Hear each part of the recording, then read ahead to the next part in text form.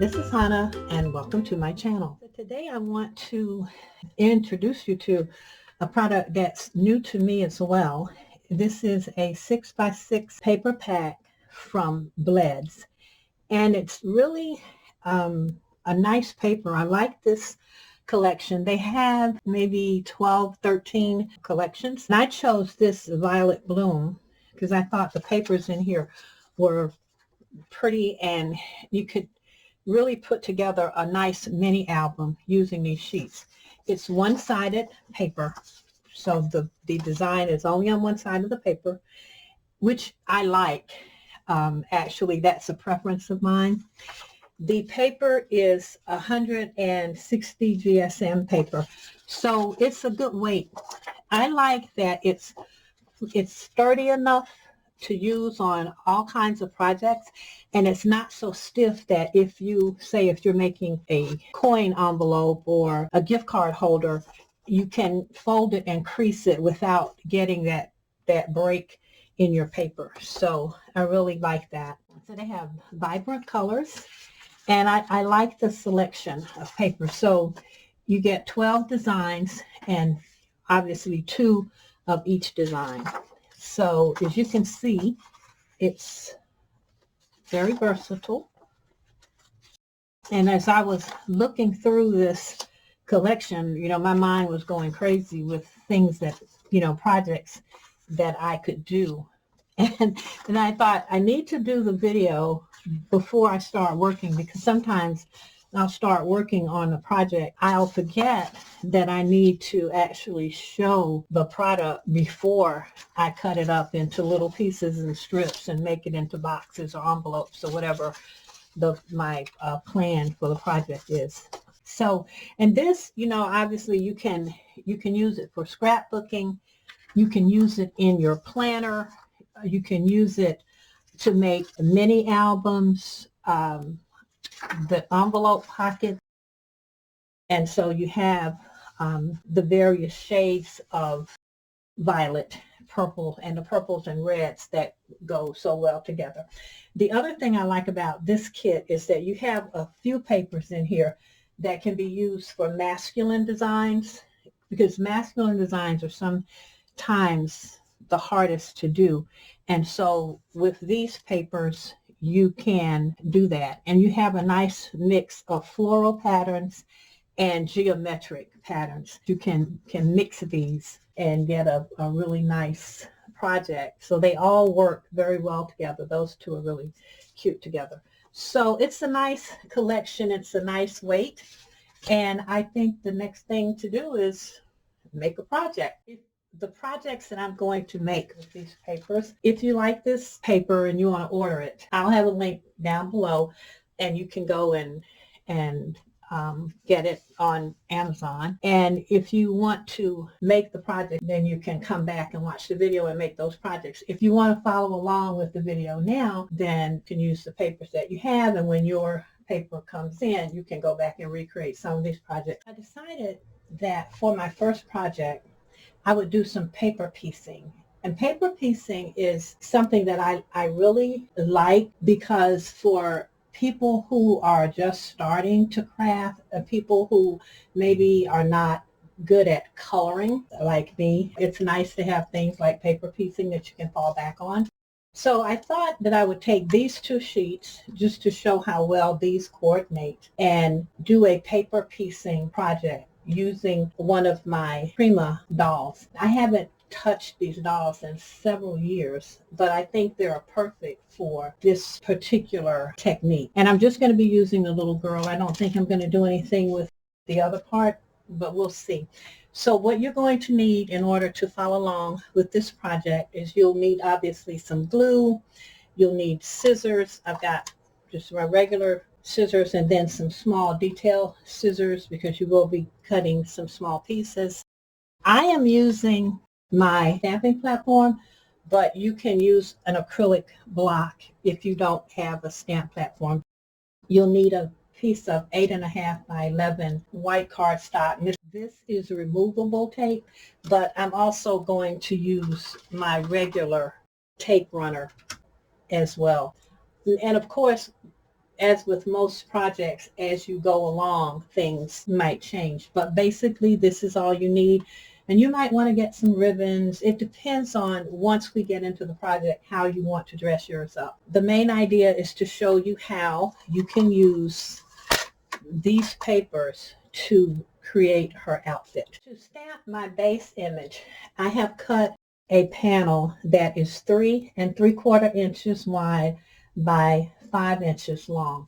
And my plan is to have her on this panel. So the reason I chose this size is because my card base will be 4 1/4 by 5 1/2.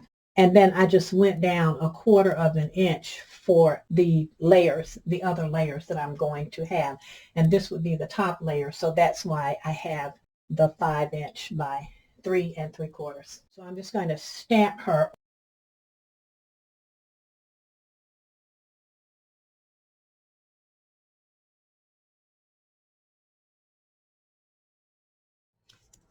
So step 2, what I'm doing now is I am taping off, want to stamp all of this, and so I'm trying to just create a little small area for her skirt. It was too difficult to tape off the ruffles. I'll have to stamp this twice because I'm going to do the ruffle a little differently.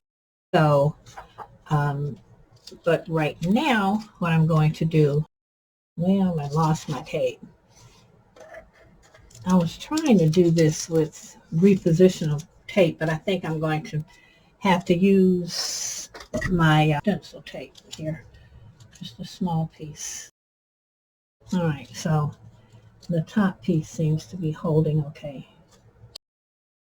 And again, the reason I'm taping this down is because I only want to use just a small section of this paper in order to preserve my paper, and I can use it on other projects. I used to just cut a square around and then save my other paper, but I like it better now when I just position it and then I know where I'm going to stamp it. All right, and so I'm just going to ink up the skirt portion of the stamp.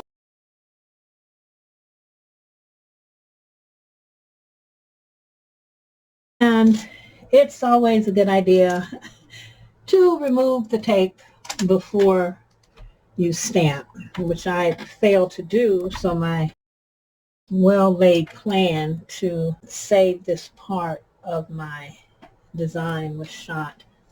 Okay, that's good. The part that I need, that's good. So I was just checking to make sure that I got the part of the skirt that I wanted.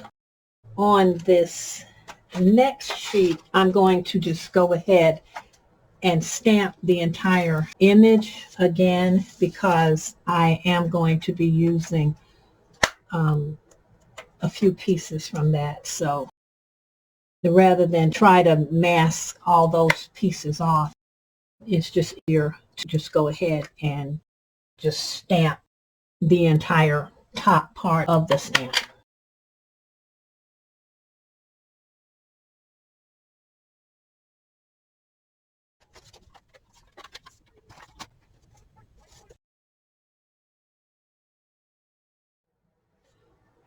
So I've cut my first piece, and the key is to cut inside the lines so that the outlines show when you put your first piece down. And what I use is my removable tape runner, and I just put just a little on there. I don't need much because I just want this in place while I get the rest of her skirt, her outfit done. So then there, that's down, and just have to get it positioned.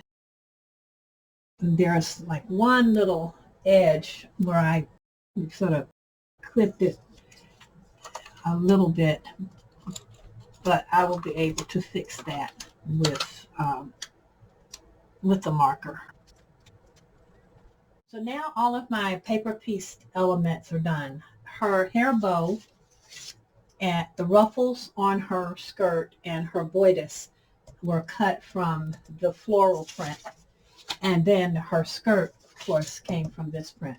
So I'm going to go in and color her in and finish up the project. So I've done a little coloring on the image, and I'm actually now trying to decide if I'm going to cut her out or leave her on this panel where I colored a little bit, got a little bit outside my lines, and I'm not sure how I'm going to mask that. But anyway, she's colored, and I'm ready to put her outfit down.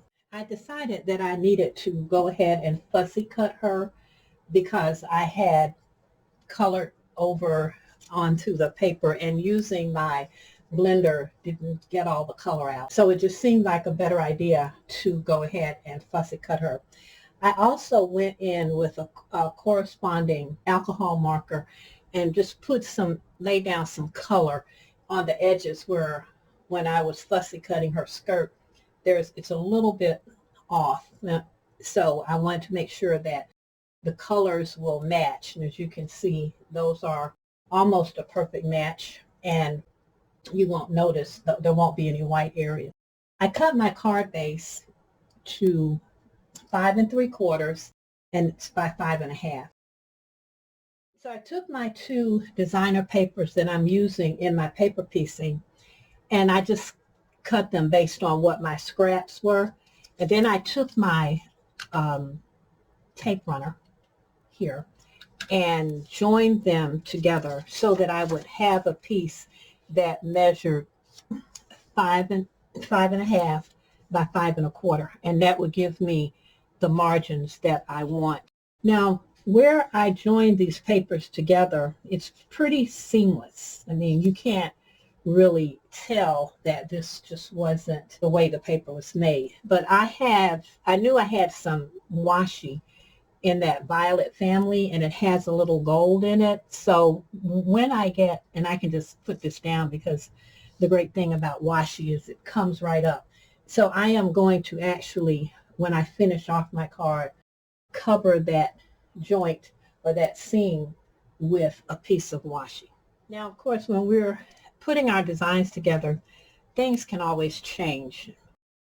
And I'm doing this as I'm creating this project as I go along. I didn't have a plan. There is no project that I created in advance, and I'm looking at that and following it through. This is just how the project came together in my head. I like to use these little clips. They're just pin curl clips, but they have become among the most important tools that I have in my studio because they allow me to mock up my projects, and I've been using these ever since I started crafting. I like to take my cards and sit them off at a distance, and you can't see it on camera, but I like to sit it up and away from me so that basically I know how my card's going to look sitting on someone's mantelpiece or sitting on someone's desk, and it just helps me to visually see the card at each stage as I'm going along.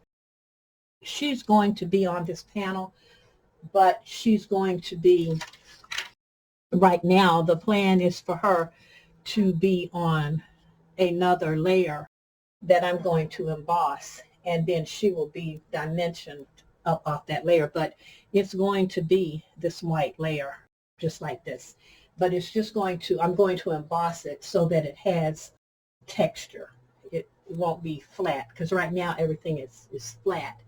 And so I'm going to fix that. But so this is when I can use these little clips. I can just like actually even clip her down, and then I can pick this up and look at it to make sure that I really want to do that? Do I want to make her panel a little wider? I can make those decisions because I'm seeing it from a different perspective. So I'm going to go ahead and emboss this back panel and see how that looks before I glue anything down. Now I'm going to attach my craft foam to the back of my designer paper. I do like the weight of this paper. because it's not stiff cardboard and it's not paper. It's not thin like scrapbook paper. So it's easy to work with. It's pliable. I guess that's the word I'm looking for.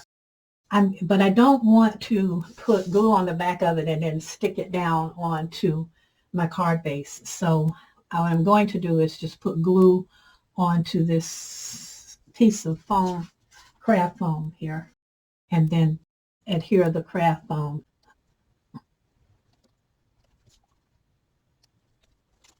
And I cut this craft foam so that it would be about 1/8 of an inch all the way around on the paper. And I smooth this out a little bit. I guess I could use my push tool. So why don't we get our little lady dressed? So I'm going to start by putting her bow down, and I just put a little bit of glue on the back. I was going to put a little piece of double foam tape on here and dimension her bow, but I decided that would be much and she didn't need that. So we've got her bow down and that looks good. So the next thing I'm going to do is the next smallest piece, which is her top.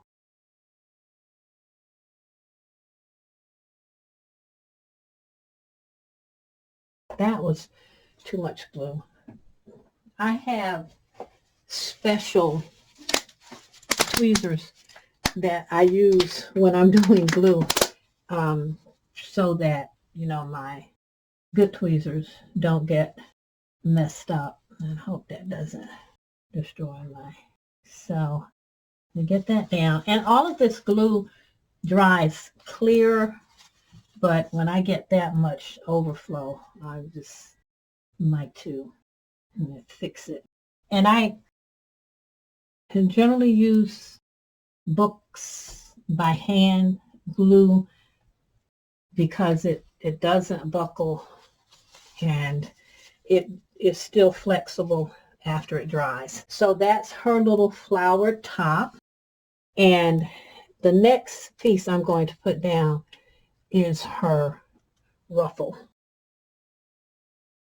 That seems to be lining up perfectly. So now I'm going to just get a thin, hopefully this time a thin line of glue.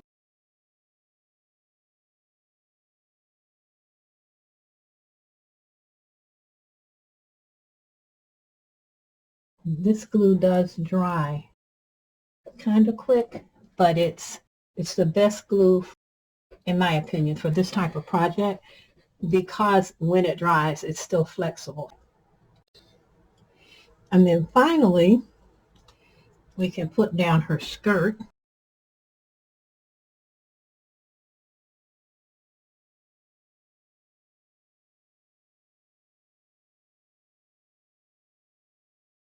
The power of the Sharpie to get her bodice line in. I sort of covered it up a little bit when I put her skirt down. So I just went in and corrected that. And then right here, I'm going to do this, and that takes care of that little white space. It's not going to matter on her, like her arms and around her hair, where I left the little white space because she's going to be on white paper. But now you can see how much different it looks now that she's all paper piece, not just white. It pulls all of these elements together. So I mentioned at the beginning of the tutorial that sometimes things change. And when I started working with my embellishments, I realized that I didn't like all that real estate on my card. It was just too much space. So I cut my base down to 5.5 so that the card is now 5.5 by 5.5. So it's a square card. and I just trimmed 1/4 of an inch off of my decorative panel. And I just think it looks better. It's tighter. And on the panel that is behind her, even though it doesn't see, there's that extra texture because I embossed it. So nothing is glued down yet, because I still want to do a couple of things. Like to these snowflakes, I think I want to give them a little glitter. So I'm going to have to spray a little glue on them. And then, so here, now we can get a better look at how our glittered embellishments look. Isn't that great?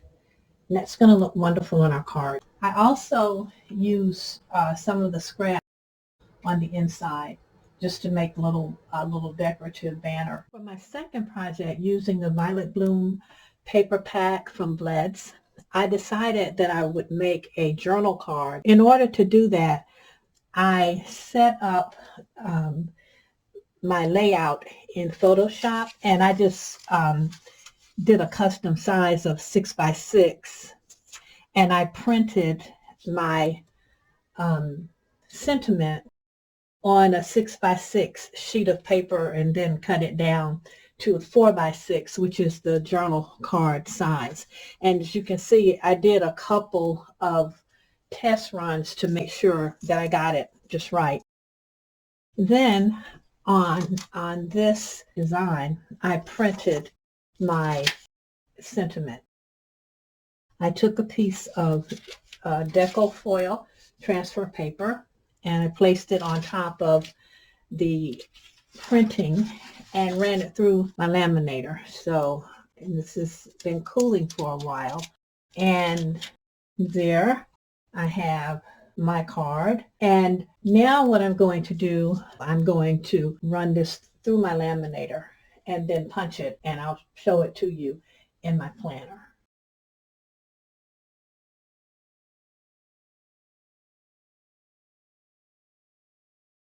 So I was able to create 3 projects using this card pack. I could have done more, but I stopped at 3.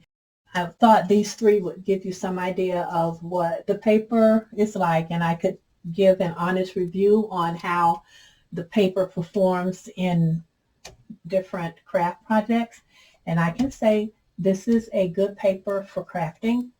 This gift card holder, I used 3 of the papers. This lip here and the backing for my tag, those were scraps that were left over from this project. And then I just cut a strip out of another sheet. And it's a cute little gift card, and it only takes 1 sheet of 6 by 6 paper, and you can create actually your band and everything from 1 sheet. But I wanted to show how these papers mix and match. There's a sample of what you can do with these papers. I really like how the paper performed on all of these projects. So I hope this review has been helpful.